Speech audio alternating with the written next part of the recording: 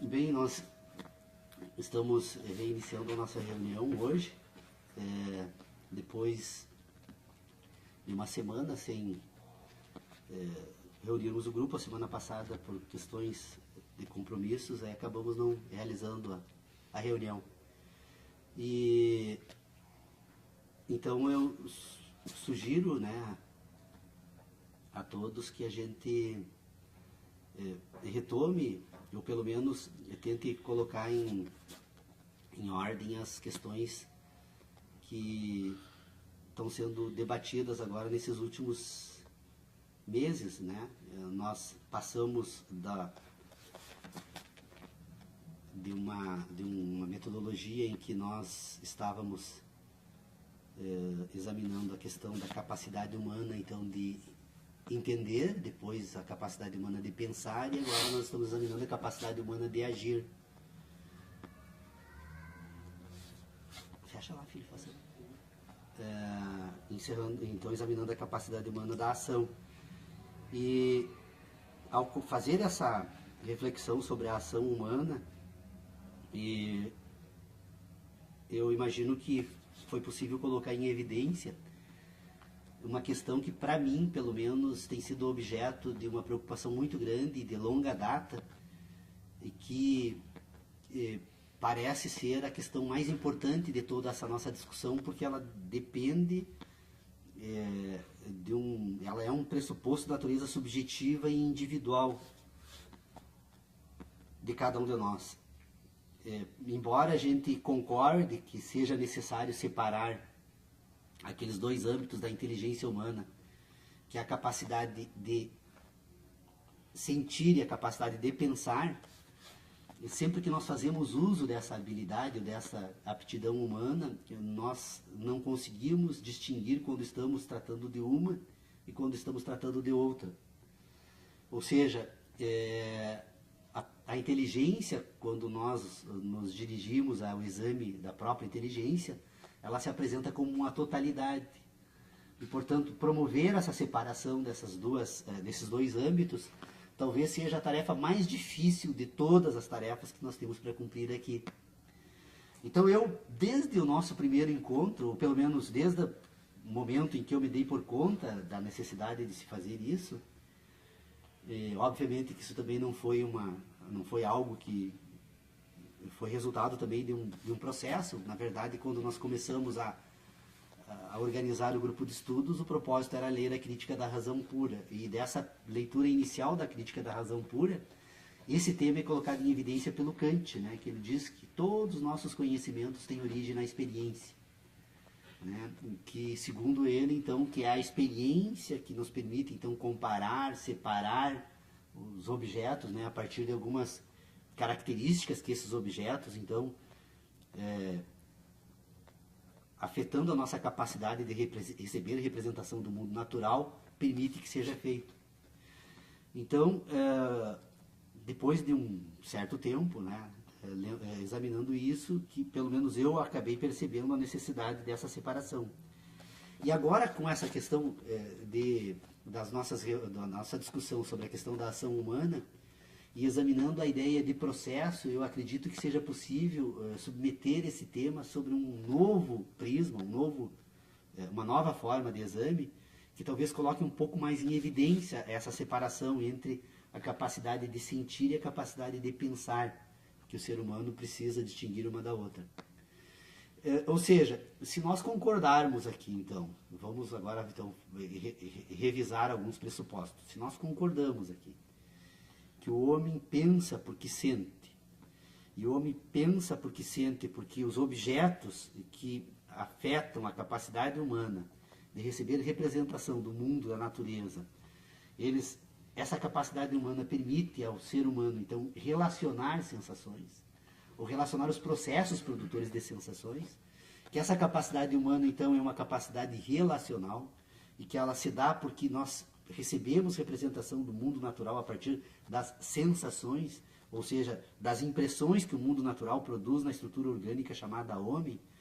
É possível examinar esse processo ainda a partir da ideia do próprio processo. Ou seja, se nós imaginarmos, ou se nós tomarmos a ideia de universo como um processo em curso no espaço, ou seja, nós percebemos que há um universo, e que esse universo é algo, então, que se opera no espaço, nós, então, vamos perceber que esse universo se apresenta para essa estrutura orgânica humana, o homem faz parte do universo. Então, na verdade, esse universo em si é uma totalidade em que nós podemos, então, identificar nessa totalidade uma parte que é o homem. Essa parte que é o homem se relaciona com essa totalidade de uma forma tal em que a totalidade se apresenta, essa estrutura orgânica que é o homem, porque ela produz sensações. Então, por ter sensações, destas relações entre a parte e a totalidade, ou partes dessa totalidade, destas relações, como esta totalidade, ou essas partes da totalidade produzem sensações no homem que sente, essa capacidade de obter sensações do mundo natural, então, é o primeiro elemento que precisa ser separado ou colocado em evidência, para depois ser trazido novamente ao exame. Bom, o universo, então, é um processo no espaço, é algo que se processa no espaço. Portanto, nós temos a ideia do universo como uma ideia de algo que se processa e se organiza no espaço. Bom, se algo se organiza no espaço e esse algo se apresenta como sensação, nós temos, então, agora este elemento para ser examinado pelo indivíduo da seguinte forma. Primeiro, esta sensação se apresenta nessa estrutura orgânica que é o homem como impressão. Então, nós temos um fenômeno natural que é o universo. Esse universo, por suas partes, se manifestam nessa estrutura orgânica, produzindo sensações. Então, a relação entre o homem e o universo se dá na medida em que ele recebe a sensação.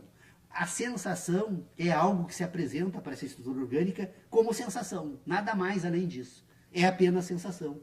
É o calor, é a cor, é o gosto, a representação tátil, gustativa, mas ela se apresenta para essa estrutura como sensação. Bom, ao produzir a sensação nessa estrutura orgânica, agora, esta estrutura orgânica, então, percebe esse processo no espaço. A capacidade de receber a impressão produzida pelo fenômeno que produz sensação na estrutura orgânica, permite, então, que essa estrutura orgânica agora, assim como o universo é um processo em curso no espaço, esta sensação é produzida por algo desse processo em curso no espaço. O que é o processo, então? O processo é algo que antecede a algo que sucede. Eu tenho algo que é antecedido e sucedido por algo. Então há uma relação, que aí o David Hume, né, colocaria como relação de causa e consequência. Então há algo que sucede a algo que antecede. Então vocês percebam que esse algo que sucede, algo que antecede, ele compõe o quê? Uma ideia de processo. Esse processo se dá por quê? Porque se algo que antecede, algo que sucede, completa um ciclo. Cada vez que eu individualizo esse processo de algo que antecede, algo que sucede, a partir da ideia de ciclo, esse ciclo agora ele pode ganhar novas dimensões. Eu reduzo esse ciclo ao mais elementar possível processo. Então eu vou tentar agora, nesse processo total, ir separando, e aí nós poderíamos utilizar como exemplo desta tentativa de separação em que o homem faz com as estruturas microcelulares ou atômicas, né? Você vai separando algo que sucede de algo que antecede. Cada vez você refina mais essa separação, que você chega num determinado momento que você identifica a presença de estruturas atômicas. Então é o menor ciclo de algo que antecede a algo que sucede. E esse menor ciclo de algo que antecede a algo que sucede compõe então um processo. Só que esse processo ele está relacionado a outros processos, ele não se apresenta de forma isolada. Por mais que eu chegue na estrutura atômica da matéria, essa estrutura atômica ela está relacionada nessa estrutura geral que é o universo total no espaço.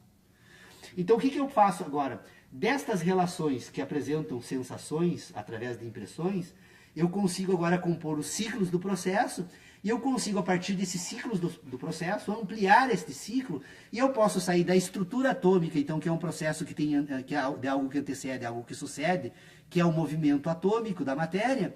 Eu consigo agora ir ampliando esse conjunto de relacionamentos até chegar numa outra macroestrutura, por exemplo, como a humana, que o algo que antecede, algo que sucede, pode ser a concepção e a morte. A depender, então, da dimensão que eu dou para esses ciclos processuais, eu posso ampliar o meu exame para a vida humana e posso particularizar na matéria atômica.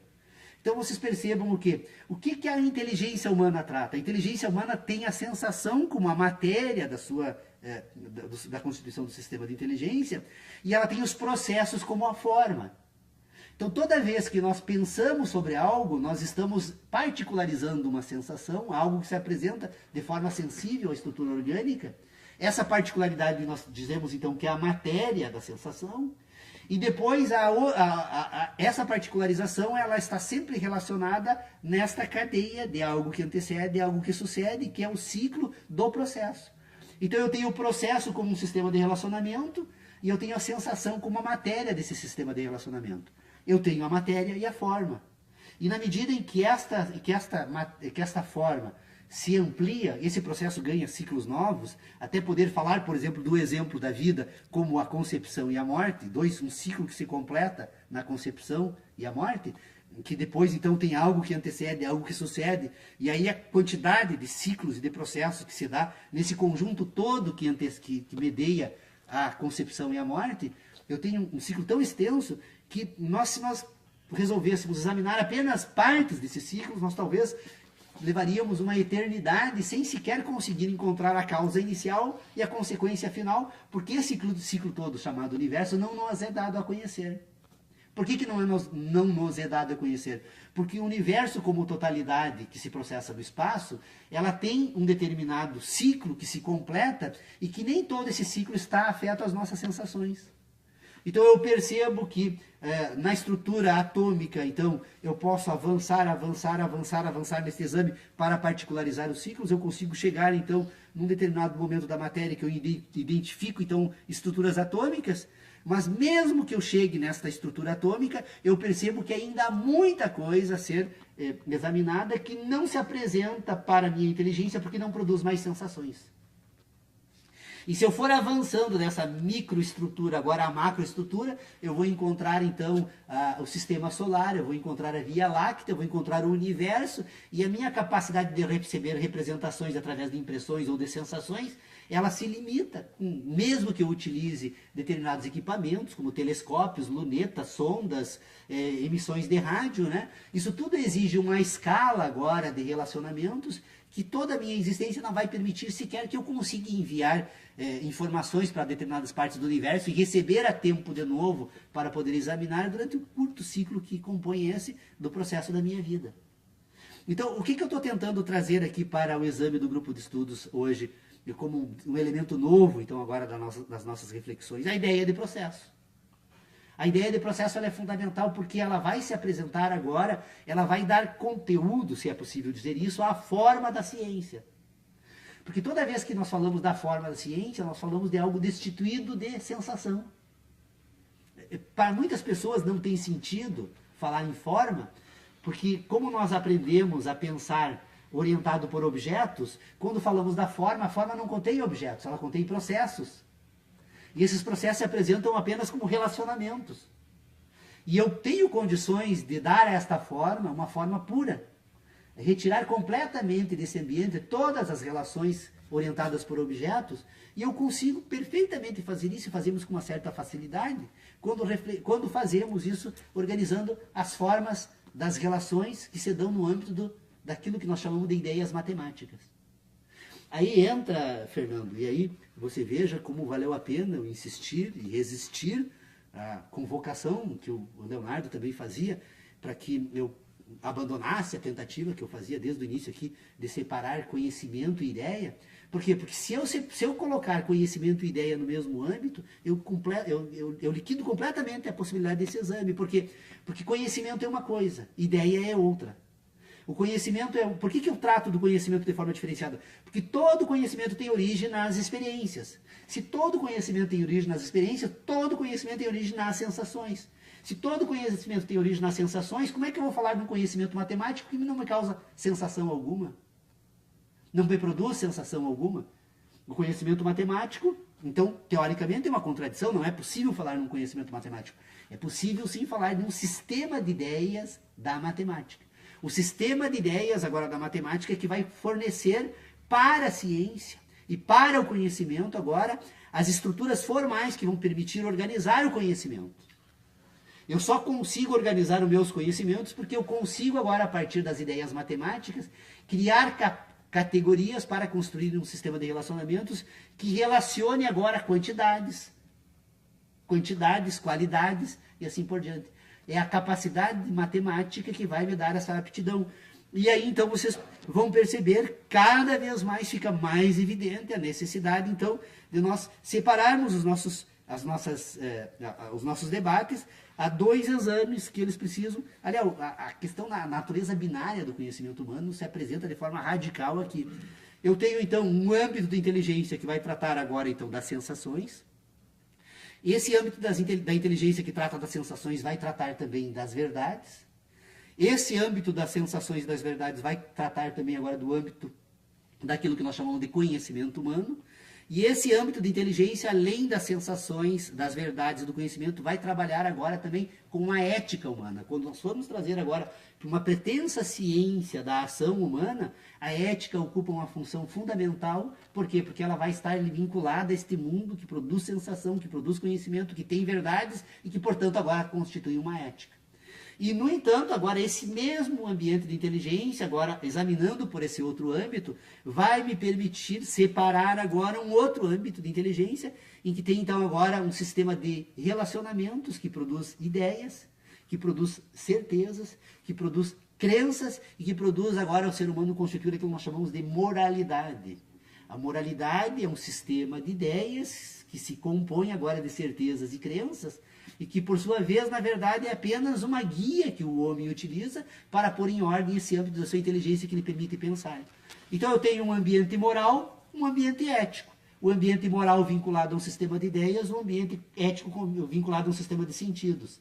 E essa separação, ela é necessária porque toda vez que formos agora colocar sob exame tudo aquilo que nós chamamos, então, de objeto da filosofia ou da ciência, nós temos condições agora de separar uma ciência pura de uma ciência impura. A ciência que a filosofia tanto, todo o esforço da filosofia analítica foi abandonar a ciência impura. Porque a ciência das sensações, que é a ciência das verdades, então agora, que é a ciência do conhecimento e que é a ciência da ética humana, ela não se apresenta como uma totalidade orgânica, única, e que se apresenta como um único ato. Olha, eu como indivíduo sou constituído por um conjunto de sensações, de experiências, de conhecimentos e de verdades, e eu, portanto, tenho uma ética humana, porque eu sou resultado de um processo que tem um ciclo na concepção e que vai se encerrar com a morte, pelo menos nesse processo todo, desta parte orgânica, se é que é possível falar em parte orgânica e inorgânica da existência, mas essa totalidade ela se apresenta como única. Cada indivíduo é uma totalidade. E, portanto, cada indivíduo se compõe, desenvolve a sua inteligência a partir dessa totalidade ética, essa totalidade, então, agora, que vai representar o quê? Aquilo que vai ordenar o material, a matéria da sua inteligência, que vai se compor agora com o sistema moral. É por isso que a ética ela subordina a moral. A ética subordina a moral, porque embora a moralidade se apresenta agora depois, se nós formos colocar esse ambiente dentro das ciências humanas, podemos falar de uma ciência humana, em que nós vamos trazer então para esse ambiente, além da ética, da moral, vamos trazer também agora a política, Essa moralidade agora ela se transforma junto com a ética, num instrumento, numa ferramenta da política. Qual é a finalidade da política? Todo ser humano tem por propósito, na natureza, dominar a natureza e dominar o outro. As relações de dominação com a natureza se dão por ações. O homem intervém, age, portanto, submete a natureza pela força bruta. e com auxílio de um sistema moral e de um sistema de ideias, agora, no âmbito das relações sociais, ele vai constituir um sistema de dominação que não precisa necessariamente da ação direta, porque ele vai constituir um sistema moral para agora buscar dominar o outro. Então esse é o reconhecimento de que o homem permanentemente busca submeter a natureza e o outro, e que ele possui um sistema de inteligência ético, possui um sistema de inteligência moral, e constitui agora um instrumento da ação que é a política, né, nos dá a possibilidade de colocar, pelo menos de forma clara, neste debate que nós vamos fazer sobre o homem como ele é. Porque hoje, na verdade, quando os homens se reúnem para falar sobre política, eles se unem para exercitar até as últimas consequências a arte de enganar o outro. A política é a arte de enganar, submeter, como o homem faz pelos processos retóricos da discussão e do debate. Como ele não consegue fazer de forma direta, como ele faz com uma árvore, né? Ou como ele faz no âmbito da natureza, como ele tem a ação direta, o homem jamais tenta convencer um leão, né, a acompanhá-lo. Né? Ou ele submete pela força bruta, porque é a forma com que ele age, né? Ou ele abandona a empreitada.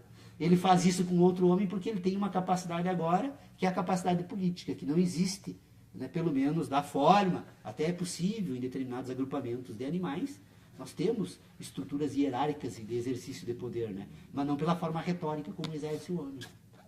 Então, o que eu gostaria de trazer aqui para o debate do grupo de estudos é exatamente isso. É a possibilidade de nós trabalharmos agora com a ideia de processo como um novo dado agora, para tentar trazer, então, fazer essa separação, sem a qual não é possível levar esse estudo adiante. Eu estou tentando... ainda não está longe sequer de ser concluído, foi apenas uma mera tentativa de escrever um texto agora nesses últimos dias, e eu estava pensando assim, mas esse texto, será que alguém vai conseguir entender? Eu acho que, olha, provavelmente não. Por que não? Porque se eu não tivesse feito esse esforço de 8 anos para chegar às ideias que eu tento expressar naquele texto, eu não teria conseguido escrever o texto. Se eu levei 8 anos para escrever um texto, é presumível que as pessoas que forem ler esse texto não vão conseguir fazer o que eu fiz em 8 anos em 2 horas. Então, eu tentarei levar adiante essa empreitada de, dentro do possível, fazer um texto sintético. Ele já está com 11 páginas, já passou da minha meta, que era de escrever apenas 10. Vou tentar ser sintético o suficiente, mas eu tenho a impressão que nesse texto eu estou colocando da forma mais absoluta e radical possível, né, as categorias com as quais eu tenho trabalhado, pelo menos nessas nossas reuniões, especialmente sobre a ideia da ciência, né? Que eu até, não é reformulando que foi examinado na última vez que nós tratamos desse assunto, mas que é necessário partir-se do seguinte pressuposto para trabalhar com a ideia de ciência, trabalhar com a ciência. A ideia já vem depois. A ciência, nós temos que falar então da ciência das sensações. Depois nós temos que falar da ciência das ideias das sensações. E depois nós temos que falar da ciência das ideias das ideias. É necessário separar sensação, ideia de sensação e ideia de ideia. Por quê? Porque sensação é uma coisa, as ideias que são produzidas pelas sensações são outras, e depois as ideias que são produzidas pelas próprias ideias tratam de um outro assunto. Essa separação vai permitir, então, perceber a existência de uma estrutura material da ciência, que é a sensação, e uma estrutura formal da ciência agora, que é o processo, que são as relações que se produzem, então, entre ideias ou entre ideias e sensações. Porque quando nós pensamos, nós não pensamos as sensações. Nós pensamos os ciclos, componentes do processo que resulta na sensação. Então, todas as nossas ideias são voltadas para o processo. Quando eu penso sobre uma laranja, por mais que eu consiga lembrar ou buscar evocar, eu não sinto o gosto mais da laranja. Eu tenho agora um conjunto de relações que esse processo, que esse ciclo que se dá quando a laranja sai, então, daquela sua estrutura puramente visual, né, que se apresenta na natureza, na árvore, ou numa cesta de alimentos, para a laranja cortada e agora produzindo um gosto, eu apenas consigo agora reconstituir um conjunto de ciclos produtores dos processos que me permitem tratar da laranja. Mas o gosto da laranja em si, embora olha que eu estou até com água na boca, porque eu adoro laranja, eu consigo evocar até esse ponto, né? Mas eu não sinto o gosto da laranja. Eu sinto até o gosto da minha saliva, né? E a memória da laranja. Então vocês percebam que este exame, ele era perfeitamente feito no século XVI. Basta examinar as primeiras palavras tratadas por David Hume ali no Investigações acerca do Entendimento Humano, em que ele coloca de forma bem clara que a filosofia moral, segundo ele, ou a ciência da natureza humana, precisa considerar dois âmbitos de investigação filosófica. Ou ele vai examinar o homem que age e tomar o homem, então, como movido por mecanismos naturais que lhe compelem a agir.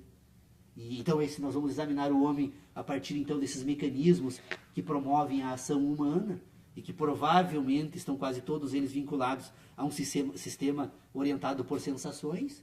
E nós vamos, ou podemos investigar um homem agora que, a partir, então, desses pressupostos, constitui uma outra capacidade que é entender isso. Então, por isso que ele diz que é possível examinar a ação humana ou é possível examinar o entendimento humano. É formar o entendimento humano ou melhorar a ação humana. Quando ele fala ali naquela parte inicial, é uma tradução do inglês para o português, mas provavelmente se manteve uma certa fidelidade na tradução da obra original. Ele diz o seguinte, que a função da primeira filosofia é melhorar os costumes. Eu acredito que o David Hume tentava dizer que a função da filosofia era melhorar a ação humana, então essa primeira. Enquanto que na segunda, a função da filosofia é formar o entendimento humano. Então, eu observando aqui o colégio, eu me indigno cada vez que eu vou no colégio do meu filho ali, e aí fico assistindo a saída das aulas. Os próprios professores atravessando nos canteiros, os próprios pais parando em cima da faixa de segurança e atravessando nos canteiros. Por que essa educação é falha?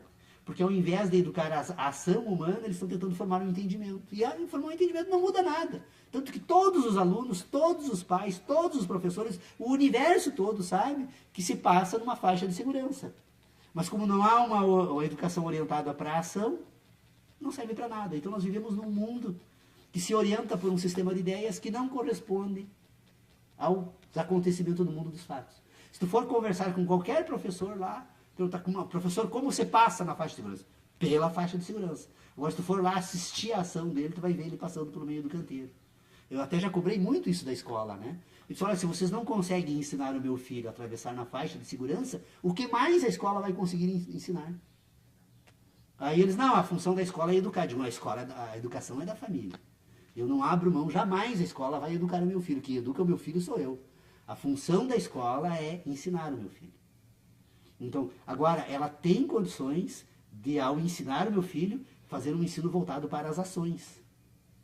E não para formar um entendimento. Porque a prova de que formar um entendimento não resolve, que todo mundo sabe que se deve atravessar na faixa de segurança. Nós temos leis, tem multa, inclusive, no sistema. E, no entanto, ninguém faz isso. Porque nós imaginamos que lá na aula dar uma palestra sobre isso é o suficiente. Então, vocês percebam a revolução que é possível fazer na filosofia, na educação, especialmente. Pôr em ordem esse sistema, porque nós vamos perceber de que forma se constitui a inteligência humana e nós temos condições de incidir, então, exatamente naquilo que nós queremos efetivamente melhorar no homem. Porque o dia que conseguirmos fazer com que o homem perceba que ele é apenas a parte, e talvez uma das mais insignificantes partes desse universo, né? Talvez ele consiga se integrar um pouco mais e viver um pouco melhor esse período aqui da vida humana. Desculpe, me estendi bastante. Eu estou entusiasmado com essas ideias. Tem duas coisas que eu queria falar a respeito disso. Primeiro, que eu estava analisando esses dias, faz até uns bons dias, depois eu não tive tempo de continuar, e ia retomar, e não retomei até antes da reunião, que eu estava dando uma lida na introdução da crítica da razão prática. E eu suspeito, sim, eu vou jogar um elemento de conflito no nosso debate, que toda a nossa discussão está muito mais perto da crítica da razão prática do que da crítica da razão pura. Pelo menos a sensação que eu fiquei. Hoje, agora? Não, achei muito interessante por causa de todo esse processo de orientação das ações. E seria interessante, eu vou retomar aquilo ali, mas eu só coloquei isso para que... A física dos costumes está lá. que é a metafísica dos costumes. Sim. Que eu até, para ser franco, tenho dificuldade para entender esse termo exatamente do Kant, o que ele quer dizer exatamente com essa história de metafísica dos costumes ou metafísica da moral, mas... O Paulo, há pouco, ali, enquanto estava falando, esquece para pegar e retornar a fala do Paulo para trás, botar e praticamente deu uma explicação, parece que é da metafísica dos costumes que pensa o Kant. Lá que estava na crítica. Na crítica, né? Da razão prática. Então, tu pegar, dar uma assistida hoje ali, até na hora eu ia falar para pontuar, sabe? Ia dar assim para pontuar, porque quando a gente assiste, dá aquela pontinha de referência, e ia dizer a metafísica dos costumes aqui, daí eu fiquei, eu não sei por que eu não... Que é praticamente essa explicação, bem próxima, né? Por isso que tu está sentindo. Eu achei bem próximo, achei bem interessante. E outra coisa, falando nisso de processo, do homem ser um processo... O que eu tenho pena do Paulo é que ele não se livra nunca do Kant. O Kant, na verdade, é um... Ele vai evoluindo dos muito próximo. A genialidade de Kant foi assim, ele me pôs a pensar. Ele pelo menos me pôs a pensar sobre um tópico, né, que eu penso até hoje. Te tirou do sono dogmático. Ele é do Kant, te tirou do sono dogmático. Mas o Jung tirou o Kant. a genialidade dele está nisso. Eu creio que ele provocou de forma... Como o David Hume agora eu estou virando... Não, mas eu concordo. Uma brincadeira saudável. Sim, sem dúvida. Não. Aliás, é um orgulho, né? E falando em processo, tem um vídeo no YouTube até interessante. Eu vi outro dia, não sei se no YouTube, mas deve ter no YouTube, de um filósofo da Universidade de São Paulo, Mário Cortella, um brasileiro. Sim. E ele vai dar uma explicação de o que é o homem dentro do... o que é o homem? Muito interessante aquilo. É mais ou menos esse processo dentro do universo, questão dos multiversos. Então, toda essa digressão que você faz ali, que a gente acompanha, óbvio que concorda, ele faz lá também de uma forma interessante, mas bem interessante o assunto. Mas, voltando a essa questão, eu acho que realmente ficou...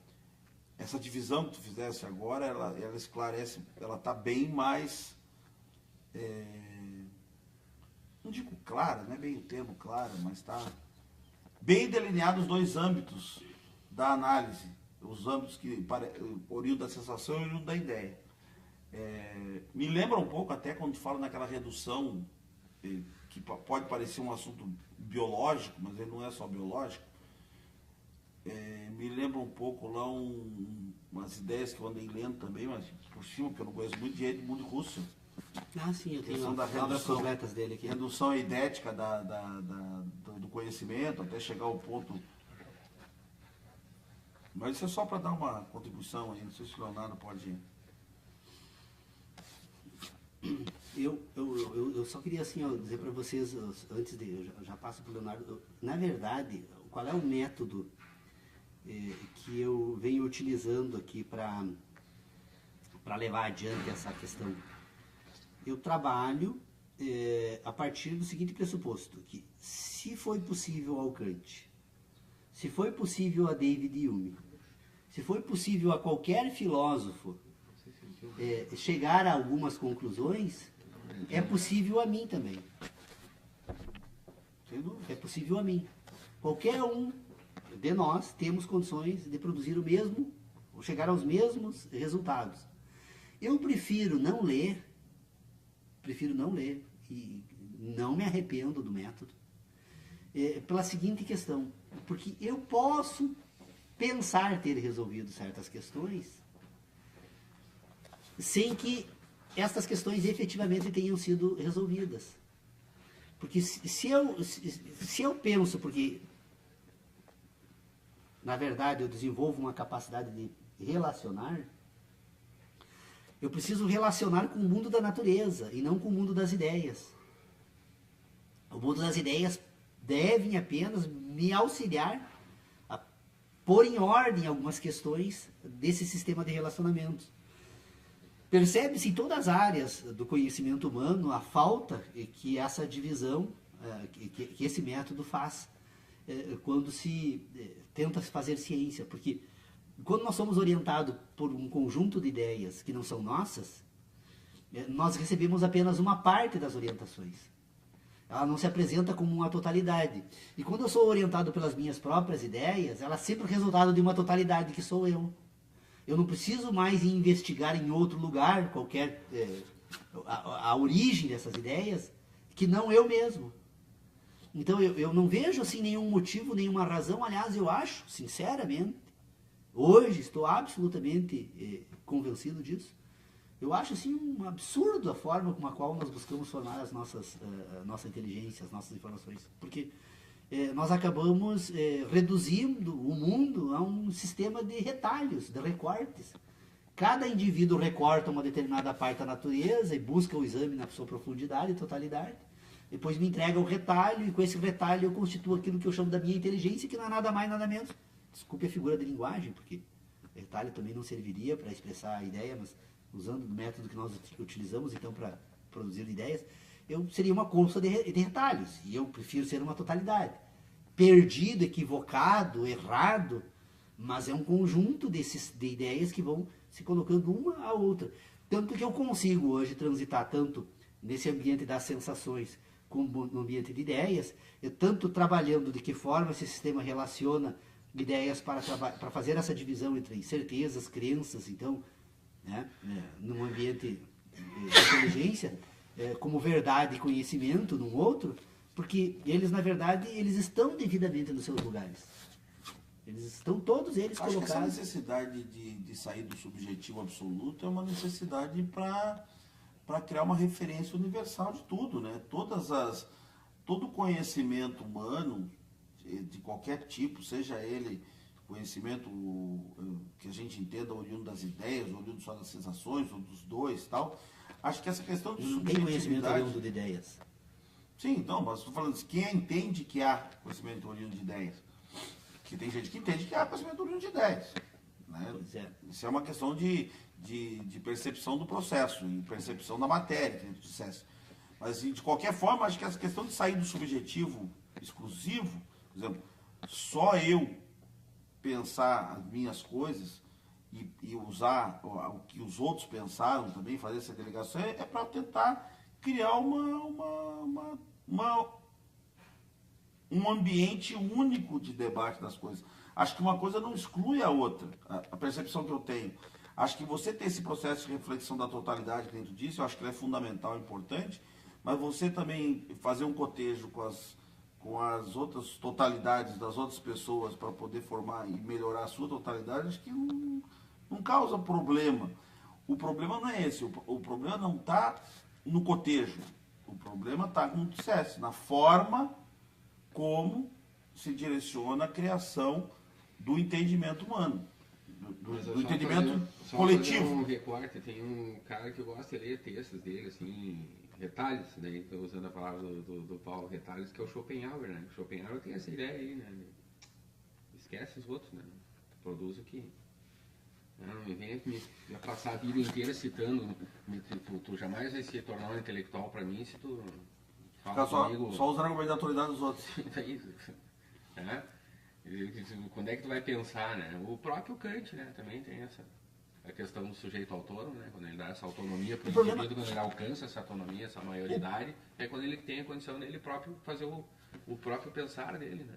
Quando ele se descola do... Mas a questão toda, Leonardo Eu não só estou fazendo uma análise só deixa eu colocar para vocês assim, eu acho vamos examinar a ideia de objetividade e subjetividade. Agora são duas coisas assim, aqui, por exemplo, assim, ao mesmo tempo que tem esses teóricos que propõem... Nietzsche, né? Então, vamos pegar Nietzsche ali, essa ideia do Paulo de totalidade, de que ele é uma totalidade, então é Nietzsche. Emancipação do sujeito como indivíduo, né? Sim, com certeza, todo mundo já deve ter pensado sobre quase tudo, né? Sim. Não, mas eu estou dizendo que isso é válido, que tem os que pensam, mas eu concordo contigo também lá, tem os que pensam o contrário disso, né? Também... Não, eu não penso o contrário, eu acho só que... Não, mas tem os que pensam, entendeu? Não, também tem, lógico, tem também, que acho que... Vocês pensem assim, deixa eu só trazer um elemento assim, ó, de perturbação assim, desse nosso debate, porque eu acho que para não perder a perspectiva da ideia inicial.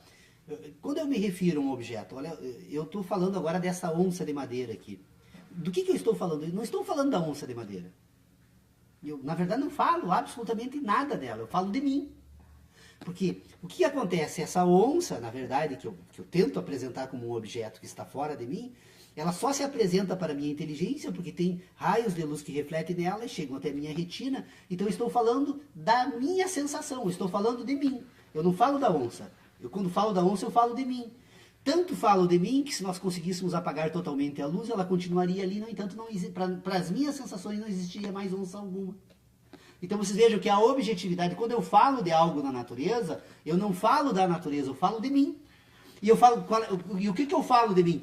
Eu falo de mim da transformação que se opera quando esse algo da natureza produz impressões e reordena a partir das impressões as minhas sensações. Então, ao reordenar as sensações, agora quando eu falo do objeto, na verdade eu não falo nem do objeto, agora nem de mim, mas eu falo de mim transformado pela sensação. A produção da impressão, o fenômeno que produz impressão, me transforma, e ao me transformar agora, então eu não estou mais falando da natureza e dos objetos. Aquela velha discussão, se você constitui o objeto ou o objeto que... Eu tenho uma Não, discussão é outra discussão. quando a gente não está ainda Não é nessa questão aqui, né? Não, a discussão da filosofia. Não, eu sei, mas a filosofia faz com outro propósito. O que eu estou tentando colocar é que ela tem um outro suposto, né? Na verdade, nós não falamos das coisas. Porque só para... Vamos pegar as ideias. Universo é um processo em curso de espaço. Mundo é o universo ordenado por sensações. Então, cada indivíduo compõe um mundo. O mundo em si não é uma objetividade, é uma subjetividade que o indivíduo compõe quando ordena o universo no espaço. E o que é o indivíduo, então, agora? O indivíduo faz isso porque ele constitui o quê? Uma capacidade racional. O que é a razão humana, então? São as sensações ordenadas entre si. Em última análise, o indivíduo é sensação. As coisas se resumem em toda a sensação. Aquilo que nós falamos de universo é porque nós temos uma pretensão de totalidade. Poderíamos levantar a possibilidade de um multiverso. Por quê? Porque tem determinadas Já fala nisso. Uma determinada possibilidade de manifestações fenomênicas que, por não estarem orientadas a nenhuma sensação humana, não são perceptíveis. E, no entanto, podem ser determinantes na existência do homem e do próprio universo.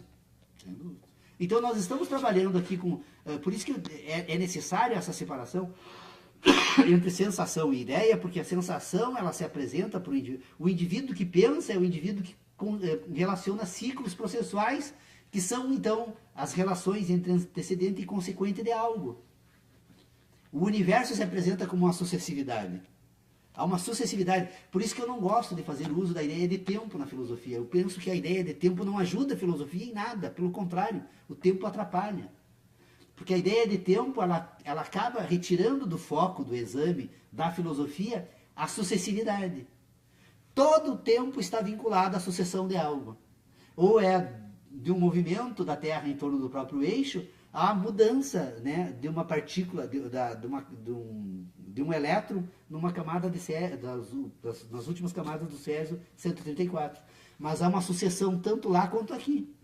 Então eu retirando a ideia de tempo, né, retirando da filosofia a ideia de tempo, ficando só com a ideia de sucessividade e de processo, eu vou perceber o quê? Que o tempo na verdade é um processo. Que é um processo que compõe ciclos. Esse processo que compõe ciclos, então agora eu falo de um tempo da vida humana, eu falo de um ciclo da vida humana.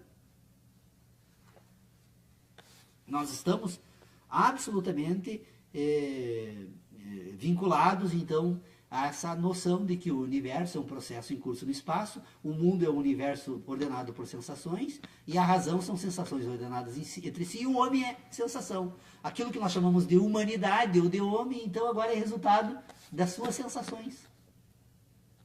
O homem ele é programado pelas suas sensações enquanto estrutura orgânica. Talvez existam outras programações que estejam em outras esferas.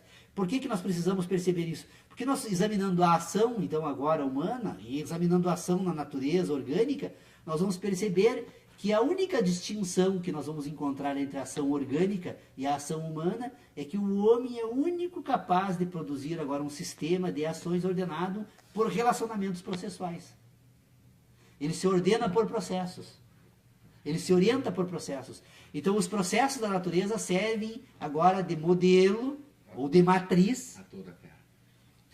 De modelo ou de matriz a ação, porque a matriz que compõe a ação humana está orientada por sensações. Eu só queria fazer um parênteses aqui, bem um tempo atrás, quando nós estávamos se falava conhecimento provém das sensações.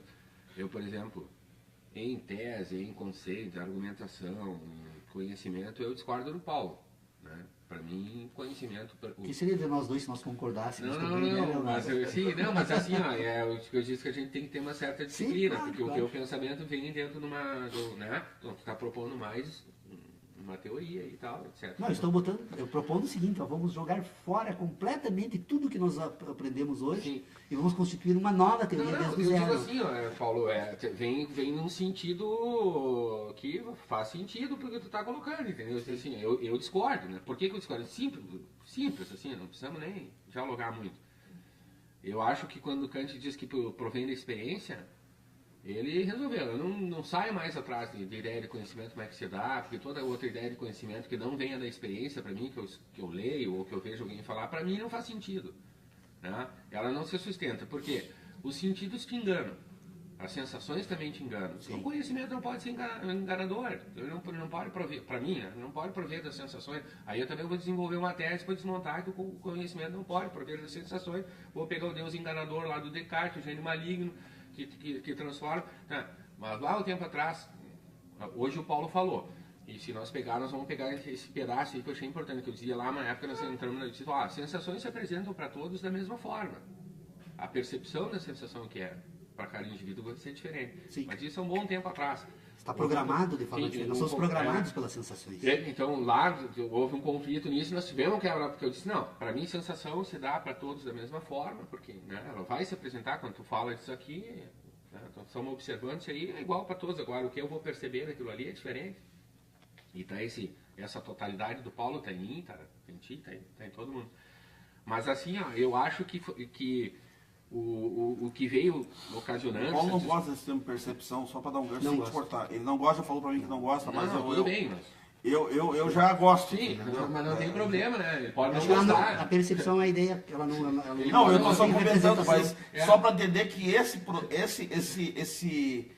coisa que você faz, e que eu também concordo com ela, desse salto que tem entre a sensação e o entre perceber aspas, ela. e o perceber a sensação, São diferentes. o Paulo diz que não é, que ele acha que não, mas eu acho que sim, mas tudo bem. Mas E é ainda só bem que porque existe isso, isso, dentro do sistema de pensamento dele, realmente isso não faz. Sim, e daí quando se separa essa ideia e sensações que o Paulo separa, eu não tenho dificuldade nenhuma em conviver com esse mundo, para mim ele está tranquilo, né? O velho Platão já colocava o mundo do sentido e o mundo das ideias, né? Talvez com algumas ideias distintas ali entre a coisa, né? É que, na verdade, quanto a isso também não tenho problema nenhum, Leonardo. O problema todo é assim, ó, é que, na verdade, E acho a platônico esse separação pensamento, né? Acho bem platônico. é uma separação apenas sob o ponto de vista do exame. Porque o homem, como uma totalidade orgânica, ele é orientado por uma totalidade. Não existe como você dizer, agora eu só vou sentir, agora eu só vou pensar. Isso não existe, né? Não existe. A ação humana não chega a esse ponto todo. A ação humana ela é orientada por uma totalidade. Então, a questão toda... Só que a ideia de percepção, por que eu acho que a ideia de percepção é uma ideia vazia? Por que ela é uma ideia vazia? Porque É uma ideia subjetiva. ela é Mas é a do indivíduo. subjetividade da sensação, né? Pois é, mas ela Porque é... uma sensação produz uma subjetividade em todos. A percepção do indivíduo pode estar Depois que vinculada a um conjunto de relacionamentos, né, que não são reais, que são frutos da É que, na imaginação. verdade, para o raciocínio do Paulo, essa ideia de percepção é totalmente dispensável.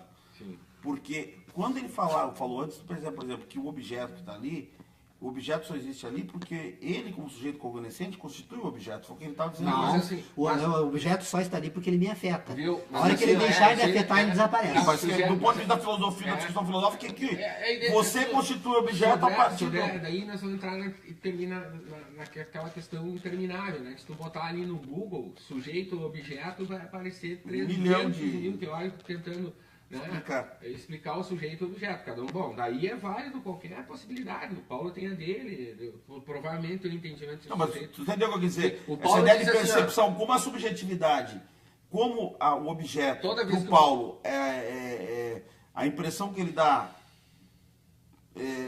ela é importante só no sentido de que ele como ser é que vai perceber aquilo, no sentido de perceber, não, deixa eu usar o termo, de que vai receber aquela sensação, aquela impressão, como ele usa, e isso já está incluído nesse processo de sensação. Quer dizer, ele diz, ó, é aquele exemplo da luz, do coisa, ele só está ali para mim, para ele, por causa que nós temos Para mim luz. a impressão, ela vem com aquela coisa, até na epistemologia dela, impressa, né? Ela cola como uma verdade única, né? Para mim, a impressão é uma coisa muito... É que na verdade é assim, como é que funciona? Nós temos, é um fenômeno, é um processo fenomênico. A natureza fenomênica que No momento compõe imprime, uma totalidade na é qual igual participa a o luz, homem, não. É esta sensação. relação entre o homem e o fenômeno faz com que o fenômeno imprima, simplesmente imprima. Então, assim, ó, para mim a impressão Essa- e sensação... ao mesmo tempo, por exemplo, essa impressão estão muito transforma. próximas. Impressão e sensação estão próximas. Elas não são diferentes. Não, são as Elas mesmas estão na coisas. mesma categoria. São as mesmas coisas. E a As percepção é que dá a distinção. impressão e sensação. Eu falo impressão e não sensação para demonstrar essa transição entre Não, mas é que essa discussão o na fenômeno. filosofia ela é interessante. Por exemplo, vou dar um exemplo. Lá em Hobbes, na teoria do conhecimento de Hobbes, lá que é Mas curta, só para concluir, assim, ó, que daí tá acabando ainda. Mas assim, ó, a forma como o Paulo apresenta a teoria dele também, e tal, etc. Quando ele tenta explicar, né, o universo é um processo em curso no espaço, né, o mundo, o O homem. universo organizado por sensações. Sim. Né? Eu acho uma teoria teocêntrica, né? Eu parto do universo, eu parto do homem, sério, para chegar no universo. Para mim não existe universo sem homem. Sim. Não vou nem discutir o universo. Sim. Sem existência humana. Eu sou sartrano, eu sou Antropocêntrico. existencialista. Sim. O homem precede a existência, né? Então, assim, sem homem não tem existência. Nós estamos aqui. Mas e depois? Mas então tu está concordando Sim, comigo. tu entende? Essa Mas onça aí- só existe porque me causa sensações. Sim, não, mas tudo bem, sim.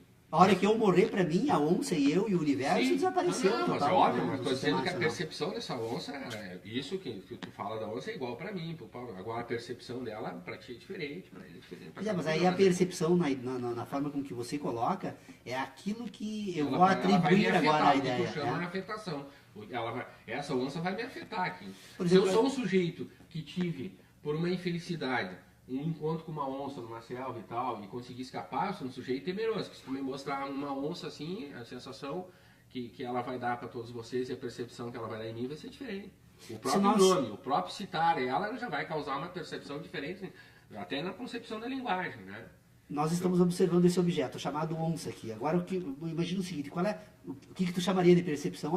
Todos nós estamos diante do mesmo objeto, mas eu Mas digo o a seguinte, percepção, ela qual se dá na a linguagem razão? também, Não, Paulo. qual a razão dessa onça ser com listas e aquela com pintas? Ó, é uma percepção diferente, porque eu estou relacionando agora elementos componentes desse objeto de forma diferenciada dos demais. Então eu entendo perfeitamente a noção de percepção, só acho que ela não tem utilidade. Não, mas ela tem utilidade para o conhecimento. Não, ela tem utilidade Sim, para a ação humana. não. A percepção Não, agora, senão- na medida em que eu vou trabalhar Porque agora daí, num sistema orientado para a ação... Eu vou te dar um exemplo que tu falou na matemática ali, quando tu diz assim, ó, que a matemática não te dá... Ela não te provoca sensação nenhuma. Uhum. Né? Mas por que o conhecimento provém da experiência? Porque ela só é matemática porque ela provém da experiência. Então, por isso que ela é conhecimento. Não. Ela não precisa te causar sensação para ser conhecimento. Na tua teoria, a matemática não tem sentido nenhum. E tu mesmo colocou aqui, falou. tem, Sabe? deixa eu ver Então, sentido, dentro ela só dela não é ideias. conhecimento, né? Matemática Daí é tu, só ideia. e por isso que tu bota ela pro mundo das ideias lá, bem estagnado. Exato, mas faz sentido para ti. Agora só vou te dizer o seguinte, assim, ó, porque, segundo a minha forma de ver, a tua forma de entender o conhecimento é errada, é equivocada, ela é conflitante. Né? Por quê? Porque quando Kant diz que o conhecimento provém da experiência, a matemática é um sentido da experiência. Sim, ela mas ele- só se procede pela experiência. Então ele é conhecimento. Não,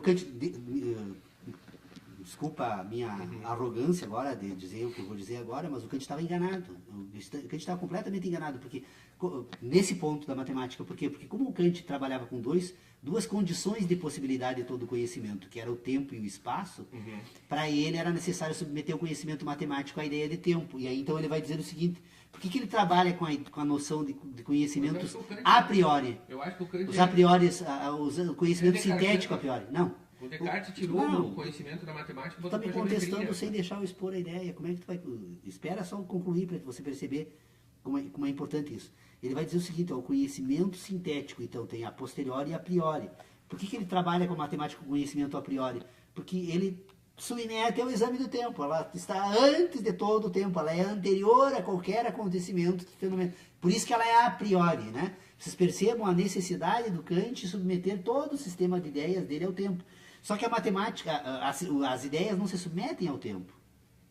As ideias são ideias. Então, o conhecimento sintético, ele é puro ou impuro. Ou ele é orientado por objetos, ou não é orientado por nenhum objeto. Se ele não é orientado por nenhum objeto, ele é puro. E aí ele vai compor o quê? Ele teria conseguido responder, se o Kant tiver, na verdade, o propósito. Imagina, no auge do iluminismo, havia todo um propósito humano na época, que nós não podemos exigir dele que ele fosse buscar algo que não era objeto do drama da filosofia da época dele. Mas o que o Kant, o propósito do Kant era outro, portanto, ele não buscou porque não quis, porque ele teria condições de ter resolvido essa questão. Na verdade, nós temos os conhecimentos sintéticos puros e impuros. Aliás, todas as ideias são sintéticas. Todo o sistema de inteligência humana é composto de sínteses. São sínteses puras, então são aquelas sínteses que independem de sensações, e as sínteses impuras, por quê? Porque estão sempre subordinadas agora à matéria dessa síntese, que é a sensação. Então eu tenho uma síntese produzida, né, pela sensação, e eu tenho uma síntese produzida pela capacidade puramente sintética. Por quê? Porque o cérebro humano, ele compõe-se de um sistema de inteligência que é formado por sinapses. Tem sinapses puras, que são produzidas unicamente como guias pelo cérebro, para se orientar enquanto guia, e portanto agora organizar o próprio sistema de sinapses, e depois tem as sinapses produzidas pelas impressões, que são produzidas lá no plano da natureza. A impressão produzida agora na estrutura orgânica, ela vai ser essa transformação entre essa estrutura orgânica anterior e posterior ao algo, que é o ciclo do processo, então, ela vai servir agora de matéria para produzir uma síntese. Então ela é impura porque ela vai buscar lá nessa transformação, lá nessa impressão. Então, agora, por que a impura busca lá? Porque lá ela vai agora dizer que esse fato está subordinado a uma ideia de tempo, que é sucessividade. Algo antecede a algo que sucede. Algo antecede a algo que sucede, nós colocamos aonde? No tempo. Porque esse algo que antecede, algo que sucede, que compõe a cadeia de sucessividade, é o que vai servir de forma agora para o tempo. Mas o tempo não existe. O tempo é uma invenção humana. Não, tudo bem. O tempo é... Tu pode... O Kant também vai dizer lá, tu pode abstrair tudo do tempo, menos o tempo. Pode abstrair toda a sucessividade, menos a sucessão. Não, ele vai dizer do tempo. Porque se tempo. houvesse a possibilidade de falar da possibilidade de parar todo o universo... O tempo é necessário, cara. O tempo é uma categoria que se usa para explicar uma coisa que não tem como explicar de outro jeito. Não tem Tem, como. tem. Aí, então, Basta falar da sucessão. Daí tu vai a Deus. Né? Não, a sucessividade. Não, mas a sucessividade só é possível pensar a sucessividade pelo tempo, pela matemática, pela racionalidade. Não, pelo pragmática movimento. Pura. O movimento é matemática. É movimento e espaço.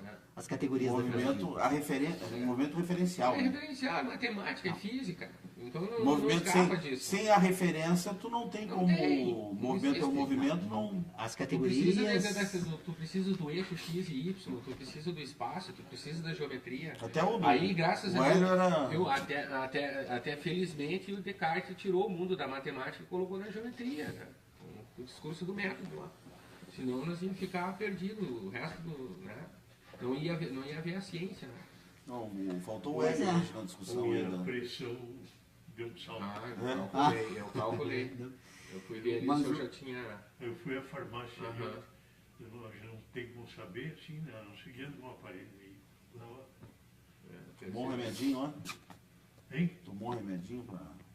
Ontem sim, não hoje. Ontem Então, eu tu tô tomou mal. hoje, né? A Irene... minha esposa, Agora, também. a genialidade da coisa, né? A idade. É a produção, né, desses pensares, né? Não adianta. Eu acho que isso é válido, né? É a mesma história, assim, a ideia do tempo, né? Tu pega aí... Bom, tem gente que acha que tem uma vida após a morte, então deve ter um tempo, né? Eu, por exemplo, acredito. Sim, também, mas assim, ó, Sodré, então eu acredito que me fizeram uma pergunta ontem, assim, né? Ah, mas tu não te preocupa, como é que tu me garante que não tem vida após a morte? Eu digo, olha, se não tinha nada antes de eu nascer, por que tem que ter depois que eu morrer?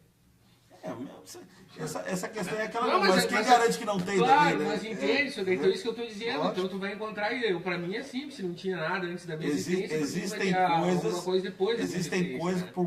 por mais Não, filosóficas agora que tu seja, vai você não buscar escapa de um que, certo né, dogmatismo, né? Que tem, outro Não que não tem. tem. Para você constituir as suas verdades, aquilo que o Paulo fala, desse ponto bem interessante, essa questão da subjetividade, você não tem como construir determinadas verdades de caráter subjetivo se você não tiver determinados dogmatismos também. Sim. Quer dizer, não... Mas, André, eu sou um defensor da subjetividade. Eu acho que a coisa que libertou o mundo do dogma, sabe, da cegueira, foi a subjetividade. Sim. Possibilitou tu discutir, né? Que aquela cadeira lá, não, que não é uma roda, não, é uma cadeira, não. Sabe? Felizmente a subjetividade existe. Quer dizer, tu trazer esse mundo metafísico, esse mundo matemático, esse mundo científico para pensar, cara, pá, cadê a emoção, cadê a razão do homem existir, né? Onde é que está esse homem que pensa, que age, que come, que se alimenta? Ou esse homem tem filho, ele tem mulher que trai ele transpira, ele tem odor, ele tem, sabe? Então quando a gente começa a pensar esse homem que ele também sente dor, que ele também tem calo, que ele também perde o cabelo, que ele só olha no espelho e se vê envelhecer, essa ciência toda vai pro saco. Ela não responde mais a angústia desse homem aqui. Né? Então a gente não pode separar esse homem. Não, tá bem, mas desse sentir, sabe? Sim, desse mas esse é um outro exame, né? Não, eu sei, Paulo, só que assim, se a gente trazer esse exame para cá, eu não acho que necessariamente, eu não acho que necessariamente seja um outro exame. Eu acho que tu pode fazer esse exame que tu está fazendo, mas sabendo que esse homem ele é permeado de subjetividade, ele é permeado de método, são métodos. É um método não. Que se tu separa ele, tu isola ele.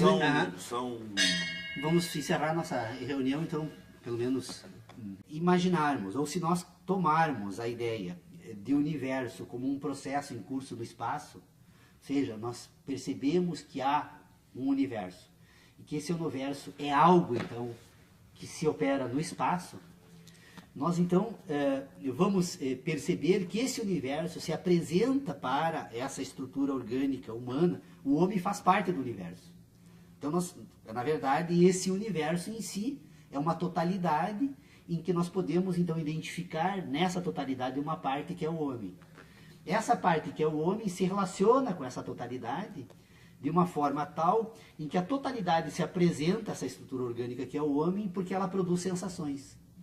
Então, por ter sensações, destas relações entre a parte e a totalidade, ou partes dessa totalidade, destas relações, como esta totalidade, ou essas partes da totalidade produzem sensações no homem que sente, essa capacidade de obter sensações do mundo natural, então, é o primeiro elemento que precisa ser separado ou colocado em evidência, para depois ser trazido novamente ao exame. Bom, o universo, então, é um processo no espaço, é algo que se processa no espaço. Portanto, nós temos a ideia do universo como uma ideia de algo que se processa e se organiza no espaço. Bom, se algo se organiza no espaço e esse algo se apresenta como sensação, nós temos, então, agora este elemento para ser examinado pelo indivíduo da seguinte forma. Primeiro, esta sensação se apresenta nessa estrutura orgânica que é o homem como características que esses objetos, então, afetando a nossa capacidade de receber a representação do mundo natural, permite que seja feito. Então, depois de um certo tempo, né, examinando isso, que pelo menos eu acabei percebendo a necessidade dessa separação. E agora, com essa questão da nossa discussão sobre a questão da ação humana, e examinando a ideia de processo, eu acredito que seja possível submeter esse tema sobre um novo prisma, uma nova forma de exame, que talvez coloque um pouco mais em evidência essa separação entre a capacidade de sentir e a capacidade de pensar, que o ser humano precisa distinguir uma da outra. Ou seja, se nós concordarmos aqui, então, vamos agora então, revisar alguns pressupostos. Se nós concordamos aqui que o homem pensa porque sente, e o homem pensa porque sente, porque os objetos que afetam a capacidade humana de receber representação do mundo, da natureza, essa capacidade humana permite ao ser humano, então, relacionar sensações, ou relacionar os processos produtores de sensações, que essa capacidade humana, então, é uma capacidade relacional, e que ela se dá porque nós recebemos representação do mundo natural a partir das sensações, ou seja, das impressões que o mundo natural produz na estrutura orgânica chamada homem. É possível examinar esse processo ainda a partir da ideia do próprio processo. Ou seja, se nós... Então, nós temos um fenômeno natural que é o universo. Esse universo, por suas partes, se manifestam nessa estrutura orgânica, produzindo sensações. Então, a relação entre o homem e o universo se dá na medida em que ele recebe a sensação. A sensação é algo que se apresenta para essa estrutura orgânica como sensação, nada mais além disso. É apenas sensação. É o calor, é a cor, é o gosto, a representação tátil, gustativa, mas ela se apresenta para essa estrutura como sensação. Bom, ao produzir a sensação nessa estrutura orgânica, agora, esta estrutura orgânica, então, percebe esse processo no espaço. A capacidade de receber a impressão produzida pelo fenômeno que produz sensação na estrutura orgânica, permite, então, que essa estrutura orgânica agora, assim como o universo é um processo em curso no espaço, esta sensação é produzida por algo desse processo em curso no espaço. O que é o processo, então? O processo é algo que antecede a algo que sucede. Eu tenho algo que é antecedido e sucedido por algo. Então há uma relação, que aí o David Hume, né, colocaria como relação de causa e consequência. Então há algo que sucede a algo que antecede. Então vocês percebam que esse algo que sucede, algo que antecede, ele compõe o quê? Uma ideia de processo. Esse processo se dá por quê? Porque se algo que antecede, algo que sucede, completa um ciclo. Cada vez que eu individualizo esse processo de algo que antecede, algo que sucede, a partir da ideia de ciclo, esse ciclo agora ele pode ganhar novas dimensões. Ser a questão mais importante de toda essa nossa discussão, porque ela depende ela é um pressuposto de natureza subjetiva e individual de cada um de nós. Embora a gente concorde que seja necessário separar aqueles dois âmbitos da inteligência humana, que é a capacidade de sentir e a capacidade de pensar, e sempre que nós fazemos uso dessa habilidade, dessa aptidão humana, nós não conseguimos distinguir quando estamos tratando de uma e quando estamos tratando de outra. Ou seja, a inteligência, quando nós nos dirigimos ao exame da própria inteligência, ela se apresenta como uma totalidade. E, portanto, promover essa separação desses dois âmbitos talvez seja a tarefa mais difícil de todas as tarefas que nós temos para cumprir aqui.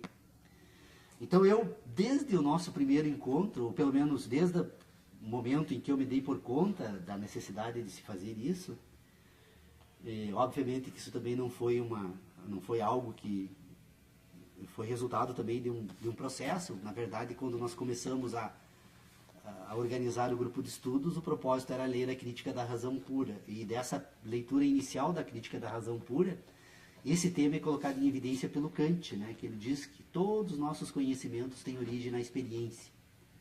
Né, que, segundo ele, então, que é a experiência que nos permite, então, comparar, separar os objetos, né, a partir de algumas características.